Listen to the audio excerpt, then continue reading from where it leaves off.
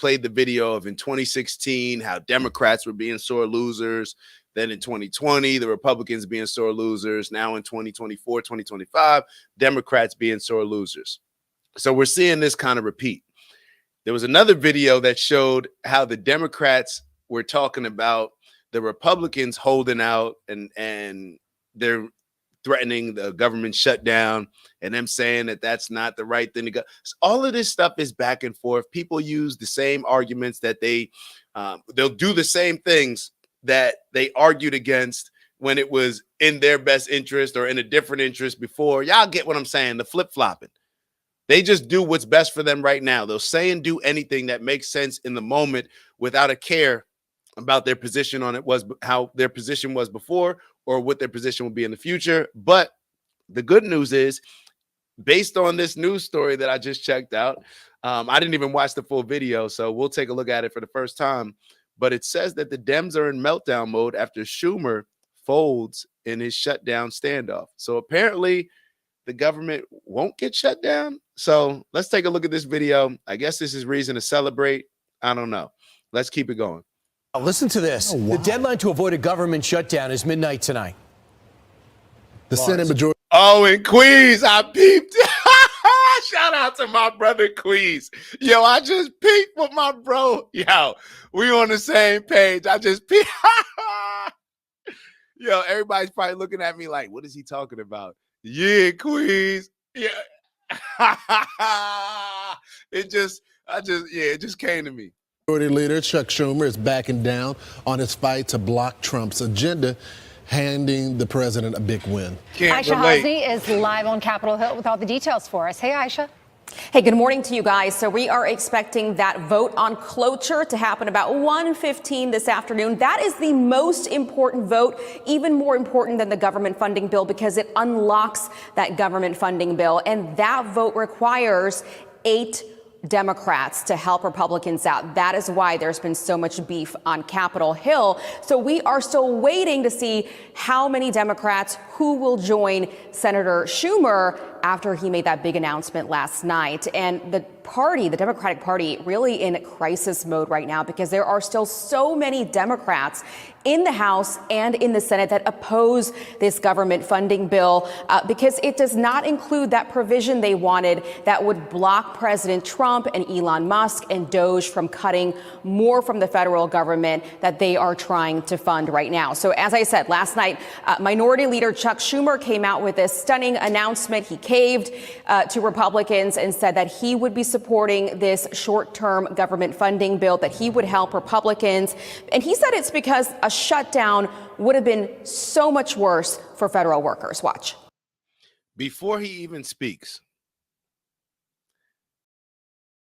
I actually want to show appreciation for this. This is what it should be. And perhaps it should have never gotten to this point, but Dems and Republicans should be working together rather than trying to save face to their constituents, to the people that support them. They should just be humbling themselves, admitting that they lost, and then going to Trump and figuring out what's the best way that they can help bring along the things that their people voted for, but working with Trump in a very diplomatic way.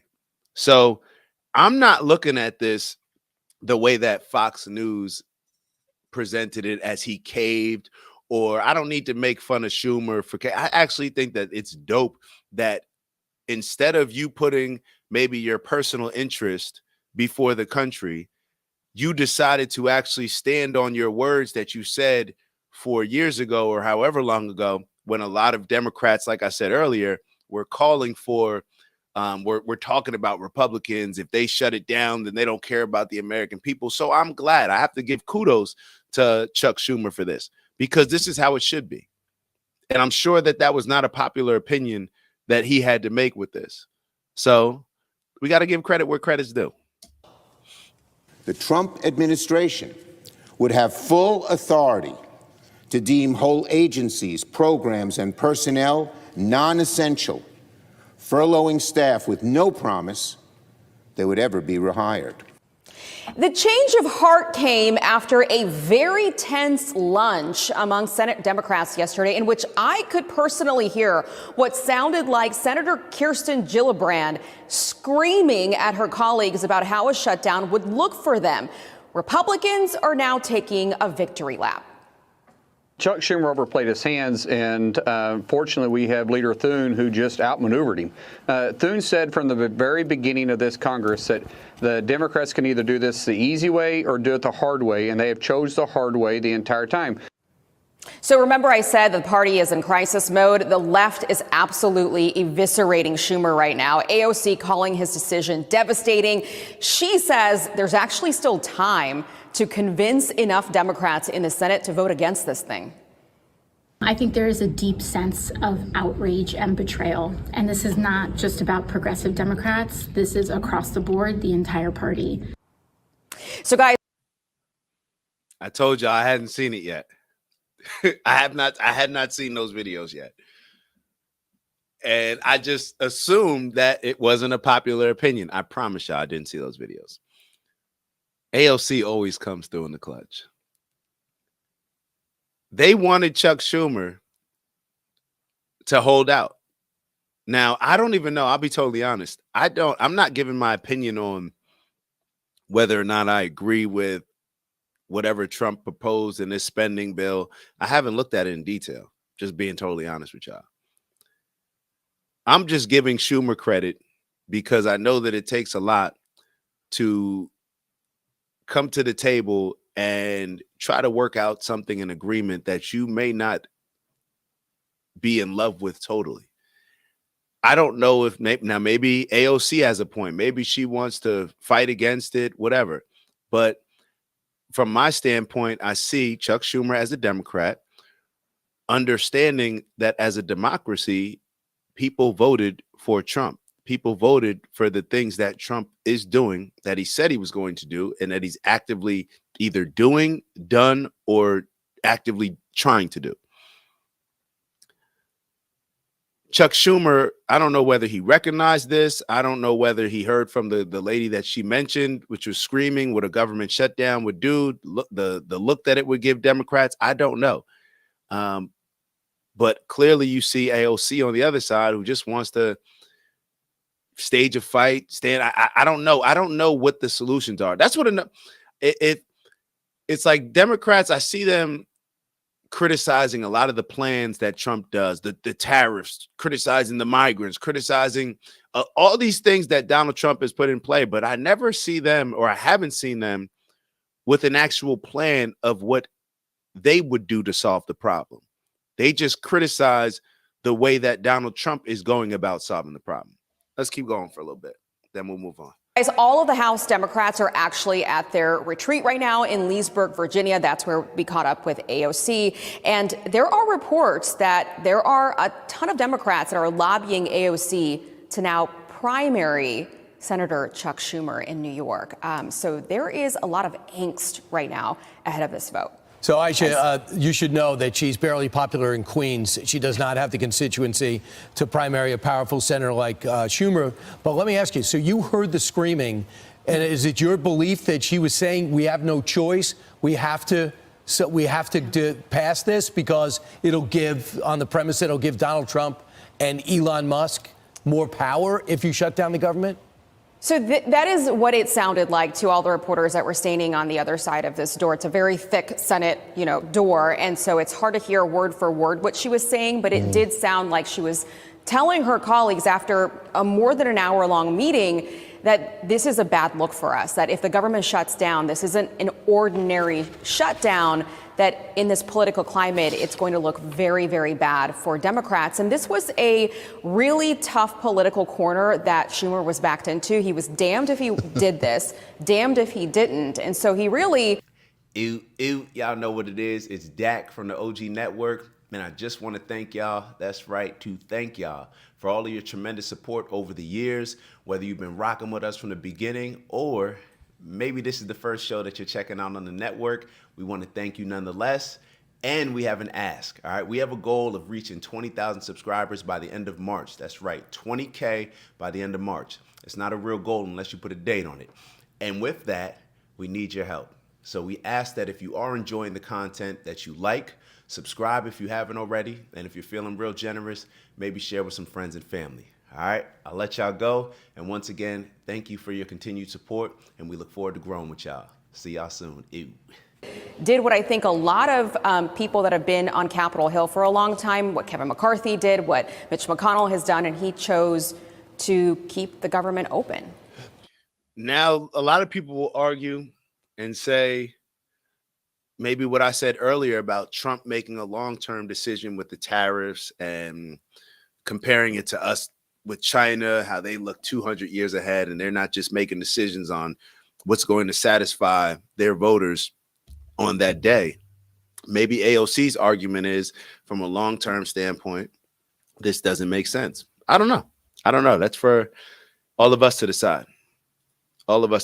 And move forward accordingly with our votes. So let's move on. I got a couple. So one quick clip that Piers Morgan had. Y'all know I just can't get away. I'm sorry. It's very hard for me to avoid some of these conversations because they're just so outrageous. On us still debating between whether biologically born men should be playing sports against women. I like just seeing some of these. So we'll play a little bit of it, and then we have maybe one other video after that, and then I'm gonna let y'all go. So but y'all know we got still the most important part of the show at the end. Would you be happy if, say, Floyd Mayweather decided to fight a female boxer who weighed exactly the same? No, not at all. No. Well, hang on. You just cited the weight divisions that they have, fine, but that's not what the debate is about. It's not about a heavyweight woman fighting a lightweight woman.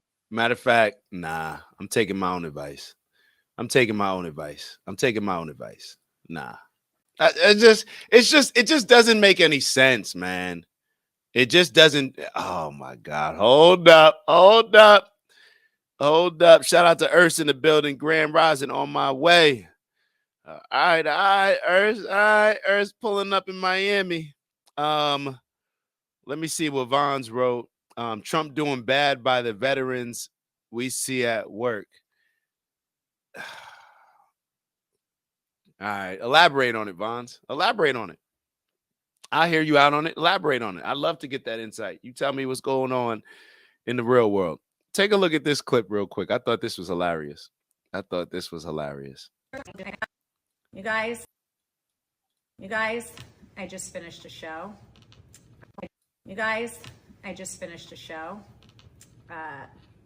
Look at the room that they put me in. We're in Biden's fake Oval Office, everybody. And I've actually figured this out. I now know why. I now get it. Turn the camera around. There is a screen, teleprompter to the face. All I can say is the last administration was a disgrace. You guys, I just finished a show. I don't even know what this proves. I don't know if it proves anything. Let me try to go back to the whole setup. Looks like a Hollywood. Donald Trump's advisor, Alina Habba, discovered the fake Oval Office where Joe Biden allegedly pretended to be president. The room includes a teleprompter positioned directly in front of him and a smaller desk for when he would play his role as president.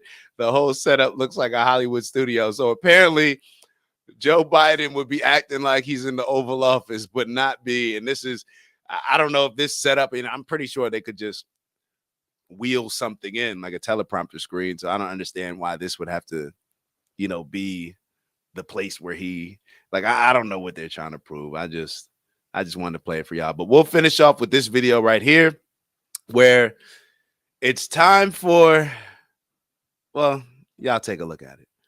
It's Dak. Just want to thank you for checking out our video and visiting the OG Network. If you enjoyed the video, please make sure that you give us a like. And if you're looking to join a community of inspired individuals striving for purposeful abundance, subscribe. And if you're feeling real generous, share the video with some friends and family. All right, I'll see y'all soon. Ew.